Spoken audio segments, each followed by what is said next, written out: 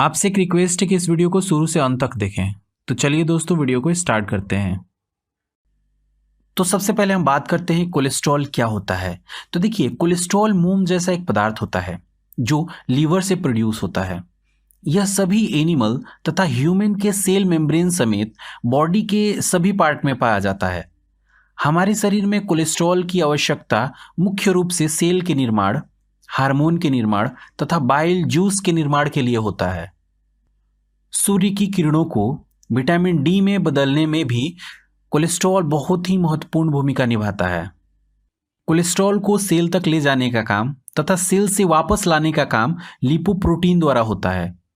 Cholesterol मुख्य रूप से 3 प्रकार के होते हैं। फर्स्ट है एलडीएल मतलब लो डेंसिटी लिपोप्रोटीन, सेकंड है एचडीएल मतलब हाई डेंसिटी लिपोप्रोटीन और थर्ड है वीएलडीएल मतलब वेरी लो डेंसिटी लिपोप्रोटीन। तो चलिए अब हम फर्स्ट बात करते हैं लो डेंसिटी लिपोप्रोटीन मतलब एलडीएल की। तो देखिए एलडीएल को बुरे कोलेस्ट्रॉल के रूप में भी जाना जाता है क्योंकि यह हमारे शरीर के लिए बहुत ही नुकसानदायक है। इसका उत्पादन लीवर द्वारा होता है जिसका काम फैट को लीवर से शरीर के अन्य पार्ट जैसे कि मसल्स, टिश्यू और हार्ट तक पहुंचाने का होता है। जब एलडीएल की मात्रा हमारे शरीर में आवश्यकता से अधिक हो जाता है तो यह धीरे धीरे हार्ट तथा ब्रेन को ब्लड फ्लो करने वाली आर्टरी के भीतरी वॉल में जमना शुरू हो जाता है, जिसकी वजह से आर्टरी के होल्स बंद हो जाता है और हार्ट अटैक तथा ब्रेन अटैक होता है। अब सेकंड बात करते हैं एचडीएल मतलब हाई डेंसिटी लिपोप्रोटीन की। तो देखिए एचडीएल को अच्छा कोलेस्ट्रॉल माना जाता है। ये भी लीवर में ही बनता है और इसका काम कोलेस्ट्रॉल तथा बाइल को टिश्यू तथा ऑर्गन तक पहुंचाकर वापस लीवर में ले जाने का है। एचडीएल कोलेस्ट्रॉल की मात्रा का अधिक होना हार्ट के स्वास्थ्य के लिए एक अच्छा संकेत है। हमारे शरीर में एचडीएल का लेवल 60 मिलीग्राम प्रति डेसीलीटर तक अच्छा माना जाता है। थर्ड अब हम बात करते हैं वीएलडीएल की मतलब वेरी लो डेंसिटी लिपोप्रोटीन।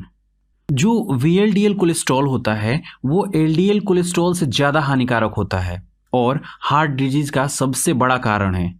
दोस्तों अब हम बात करते हैं कि कोलेस्ट्रॉल का जो लेवल है हमारे शरीर में क्यों बढ़ जाता है।